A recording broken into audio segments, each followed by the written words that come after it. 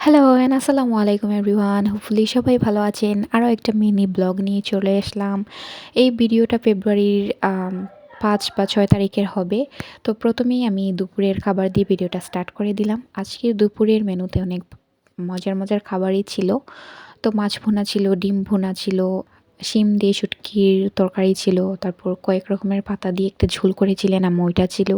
তো দুপুরের খাবার জন্য আমি ওয়েট করছি সবার জন্য। আম্মু নামাজে ছিলেন, তারপর জেরিন এখনও স্কুল থেকে আসে নাই, একটু লেট হয়েছে ওর। দেন লাঞ্চ করার পরই আসরের আজান পড়ে গেল, আসরের নামাজ পড়লাম, তারপর কিছু সময় রেস্ট নিলাম। রেস্ট নিয়ে মাগরিবের নামাজ শেষ করে এখন কফি বানাচ্ছি, কফি খাবো, দেন আমরা বাইরে যাব। এই কয়েকদিন ধরে প্রতিদিনই বাইরে যাওয়া হচ্ছে কোনো না কোনো কাজে। আর যেহেতু জেরিনের বার্থডেও চলে আসছে, তো বার্থডে শপিং ব্লগটা তো আপনাদের সাথে শেয়ার করেছিলামই। তো আজকে যাব ওই টেইলারের কাছে কিছু প্রয়োজনে আর কি। তো ব্লগটা দেখতেই থাকুন, আপনাদের সাথে শেয়ার করব। দেখতে দেখতে কোনো কারণে যদি আমার ভিডিওটা আপনাদের কাছে ভালো লেগে যায়, লাইক কমেন্ট শেয়ার করতে কিন্তু একদমই ভুলবেন না।